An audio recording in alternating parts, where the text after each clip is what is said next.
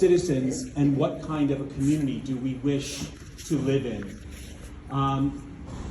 I wanted to go back to this point of when I applied for this position, the vacancy notice read as follows. This is what the candidate should be able to do. Build strong relationships with stakeholders, be goal-orientated, supportive of diversity and equity, skilled in curriculum instruction and fiscal management. That was what this district put out, and that's what I saw and I sought out as I arrived. As I think about this, the last several months of being here, one of the leadership goals that I had when I came here was to meet every person and invite every person to have a conversation, because I believe that when you do have those conversations, great things can happen. I have completed 116 out of 146 conversations in district, and I continue to invite teachers and other staff to sit down and have a conversation. Had a chance to meet with Seward Seniors, the Alumni Association, become a chamber member, connections with the mayor and other village supports, and this other community connections that are out there, and also our school connections here in the district. Relationships do matter. And I think as we continue to build those relationships, people discover that it's not as easy to say things that are hurtful or untrue if they actually know who the person is that they're talking about. Leadership matters. Goals, it talked about being goal-oriented. We established board goals this year, instructional goals. You heard Leah talk about them. You've heard this over the course of the year. Assessment goals, what does that look like? What are our budgeting goals? And then what are those individual leadership goals for me and also for our leaders across the board? None of it is perfect, but it's always working and moving forward. This belief of support of diversity and equity, we've spent a lot of time talking about this, and I don't understand, and I will never understand the fear around it, because I think it is simple to, in a few words, diversity, that idea of knowing who the children we are, we sit alongside them, who are they and what are their needs, and that idea of equity, how do we provide them with the best education? As Leah had said, what are they writing, what does it look like, and how can we support them moving forward? Teachers have done individual studies. We've done some small groups with individual teachers and small groups and staff. Our DAT exploration has really been around those concepts. Who are we as a Florida community? What do we want to be? And how do these two words and these concepts define us? Leadership matters as we move forward. You've heard from Leah. We've talked about Ann, Renee. We've talked about teachers working in different grade level meetings and developmental conversations. We've looked at evaluating current documents. Are they perfect? No, we've got work to do, but we're moving forward. Provide targets for professional development across curricular areas. It is very clear, and the research is clear. If we do not continue to hone our practice as educators, our children will not get better. You don't buy programs to get better, you develop teachers to get better. And I'm so happy that we've had the opportunity to align federal funds as well as local funds to support our learning at all levels. And it's something that cannot stop. It must continue because our teachers need that support. We developed a budget, you heard last week, that supports that ongoing learning from pre-K through 12. It's not perfect, but it's absolutely moving forward. This is one of my mentors, Deborah Meyer. If you don't know her, I hope you will learn.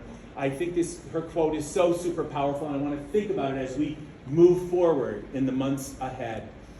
There's, as far as I know, only one institution whose task it is to teach democracy, and that is our public schools. But I love what she goes on to say, that it can't just be in word and in book, that a community that a child lives in must reflect the act of democracy, must be able to listen, must be able to recognize that they can see this in action. We speak to each other with kindness. We recognize who we are as people and individuals, and that we not only care about our self-interests, but we care about the common good. If we don't, in this community, begin to be thinking about, first, find out what's going on, how can we help each other, and move forward, our children will be the ones who suffer in the end. I want to take a few minutes because there have been some claims made over time in the last months and weeks, and the only way that I can confront these kind of claims is with fact. So this one has been out there again and again. The shocking tweets have been and an anger against Christianity. Any tweet that I have made in the past, just be clear, it's in response to reading that I'm doing, panels I've worked on, and studies. People can assume they know what I'm thinking, what I'm saying, but the truth of the matter is to simply take a tweet and to make it all-encompassing of who I am and what I am is not only unfair, it's incredibly dangerous. There's a claim out there that I was a product of the Dalton School in New York. Again, this is not true. I have never worked for Dalton School New York, just so this board knows. Do I respect the work that they do? Absolutely, they're doing some powerful work. Helen Parkhurst, who founded the Dalton School way back when with Dewey and Montessori, her goal was always the same. How do we ensure that every child is amplified with their skills, that they can do amazing things?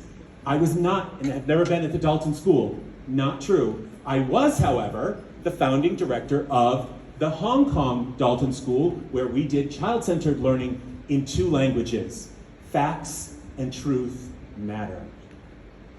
There's been a claim that more than 20 retirements have happened. It's very upsetting because people are leaving in droves. I've had people call me, stopping me, asking me this question. Again, not true.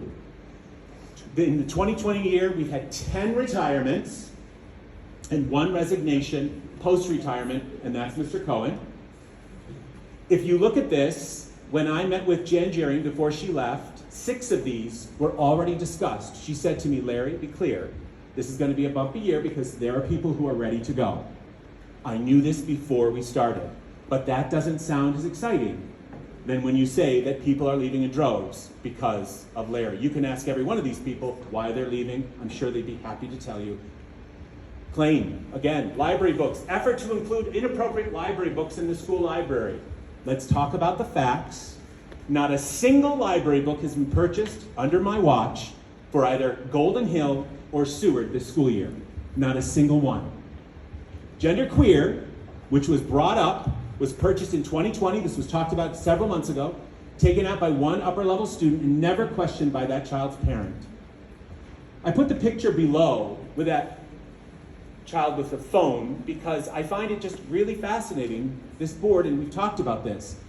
Every child, basically, in our schools, most every child, has a phone, has access to anything.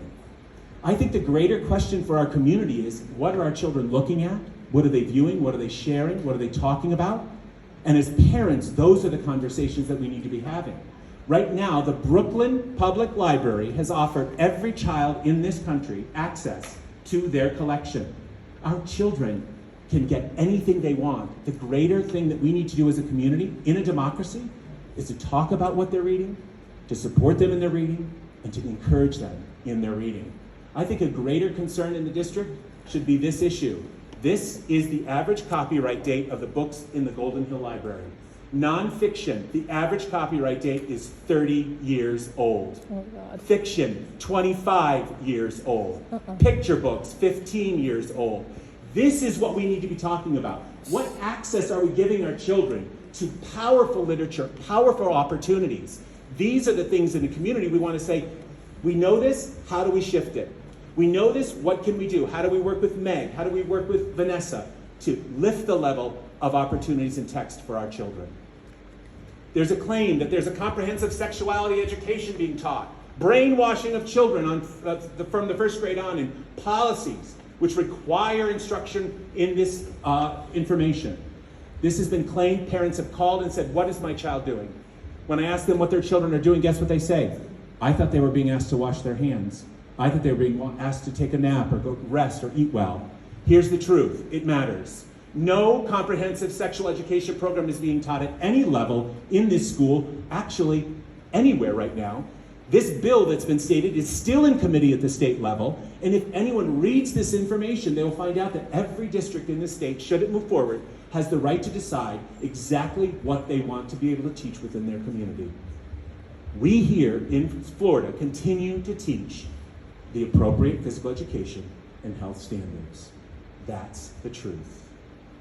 There's a claim that social-emotional learning is, we purchased programs that undermine parental rights, gathering private information, conducting psychological evaluations. Again, I can be very clear on this, that's not true. No SEL program has been purchased. We do utilize content and supports from a variety of programs because what we do is we focus on what does the child need and how do we help them.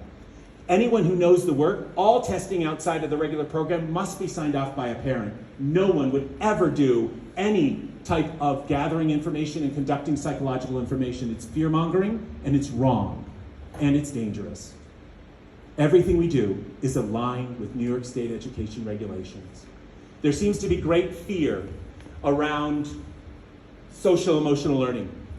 And I would pose that these claims only speak to the need for social emotional learning. How do we help each other develop, and our children develop, empathy, opportunity, caring, kindness, along with those other skills that are there? Linda Darling is very, very clear. It is critical. When you think about the skills that are needed, there are 56 foundational skills that we're going to need in the future. It's no longer simply reading and writing and arithmetic. Cognitive skills, interpersonal skills, self-leadership, and of course, digital skills. The Superintendents Association of the US worked with McKinsey and Company. If you look at this left side, there are those circles, self-leadership. There's this idea of basic cognitive and then interpersonal. For future success, it can't just be sorting vocabulary, learning arithmetic, and a number line. Children must be able to have integrity, self-confidence, persistence. Children must be able to trust each other, model behavior, and have parents modeling behavior that actually focuses on kindness and interpersonal skills. When you talk with this, we went to a recent conference, and the team from McKinsey said this: guess why people are losing jobs today? Do you think it's because of basic cognitive skills? No. They are losing because they don't have interpersonal and self-leadership skills. Social emotional learning absolutely is necessary and needed when you wrap it in with all that happens moving forward. When you think of Shriver and Buffett, this point, and we've said it again and again, this isn't about a program. This is about a child. The relationship between child and teacher, teacher and parent, is critical. That's what nurtures, that's what fulfills children, and that's why this is absolutely critical moving forward. I'm going to say this to the group as I close tonight. I would never, and I've been doing this for 33 years, I've had opportunities around the world really to work with amazing people, and I've never had to talk about such things. But I will say this community needs to think very carefully about changing the way we talk.